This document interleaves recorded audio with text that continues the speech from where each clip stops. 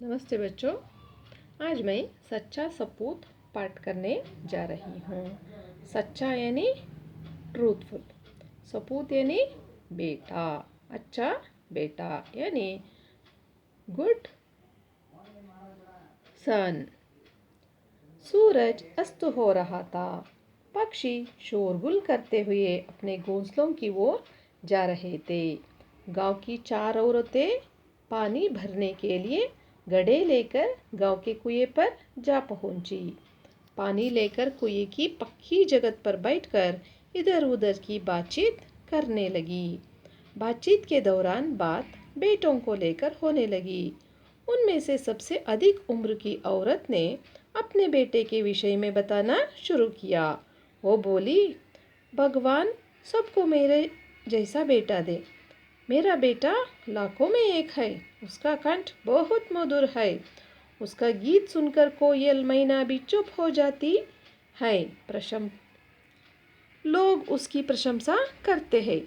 उसकी बात सुनकर दूसरी स्त्री का मन हुआ कि वह भी अपने बेटे की प्रशंसा करे। उसने पहली औरत से कहा, अरे मेरे बेटे की बराबरी तो कोई नहीं कर सकता। वो बहुत ही शक्तिशाली और बहादुर है। वह बड़े बड़े पहलवानों को भी पछाड़ देता है। वह आधुनिक युग का भीम है। यह सुनकर भला तीसरी औरत कैसे चुप रहती।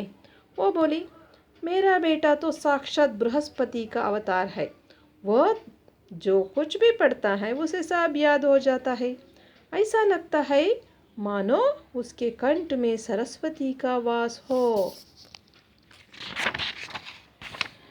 चौथी औरत चुपचाप बैठी तीनों की बातें सुन रही थी। उसने अपने बेटे की प्रशंसा में कोई बात नहीं की। इस पर पहली औरत ने उसे टोकते हुए कहा, क्यों बहन, तुम चुप क्यों बैठी हो? तुम भी अपने बेटे के बारे में बताओ।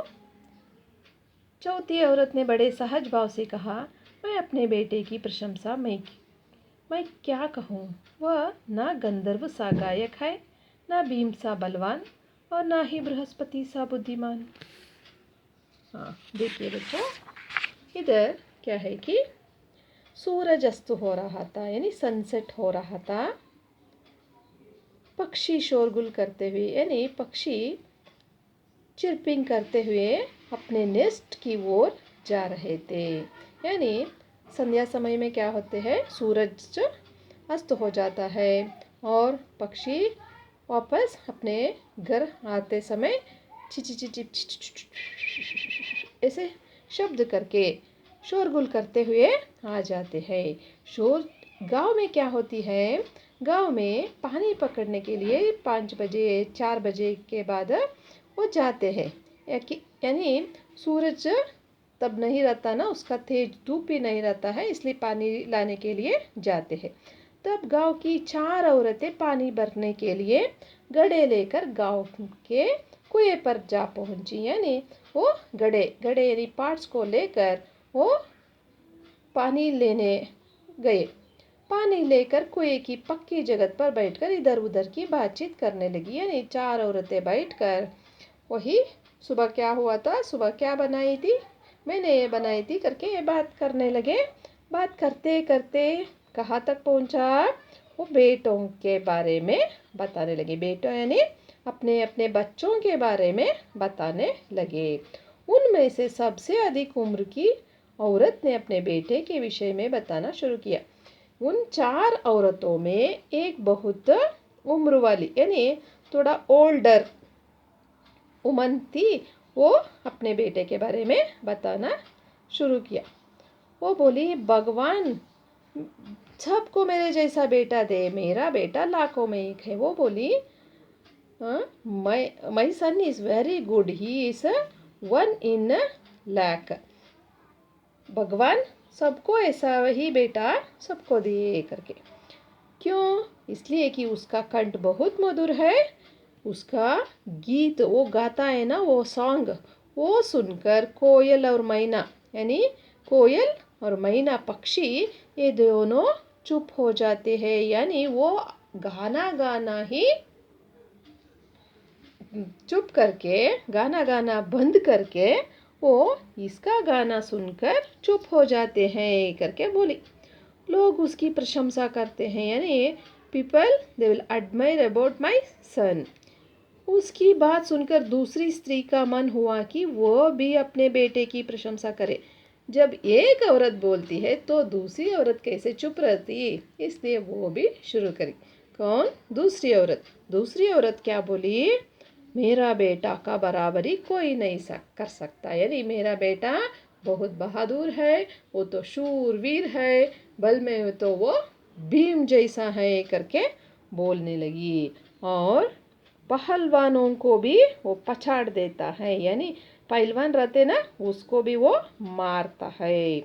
वो कल आधुनिक युग का भीम है, यानी इस युग में भीम जैसा है। पुराने युग में पांडवों में बहुत ही बलशाली भीम था ना, वैसे आधुनिक युग का भीम मेरा बेटा है करके वो बोलने लगी। ये सुनकर तीसरी औरत क्या बोली, यानी थर्ड वुमेन क्या बोली?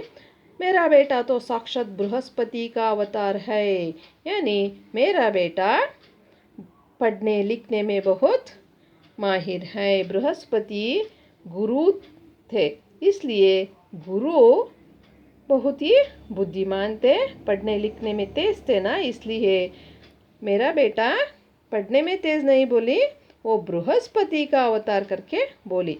वो जो कुछ भी पढ़ता है उसे सब याद हो जाता है, ऐसा लगता है कि उसके कंठ में सरस्वती का वास हो, यानी वो सरस्वती, यानी देवी शारदा माता को सरस्वती बोलते हैं ना, वो शारदा माता उसके कंठ में रहती है करके बोली। ये तीनों औरतें बोल रहे थे, लेकिन चौथी औरत कुछ भी नहीं बोली, सुनकर बैठी थी। इसलिए उसके साथ पहली औरत बोली, क्यों बहन, तुम तुम्हारे बेटे के बारे में कुछ नहीं बोलती, क्यों ऐसे बैठी हो करके बताई। वो बोली, मेरा बेटा तो गंधर्व सा गाता भी नहीं, भीम सा बलवान भी नहीं, और बुद्धि में बृहस्पति ही नहीं, मैं क्या बताऊँ इसके बारे में करके अपने बेटे के बारे में कुछ भी नहीं बताई।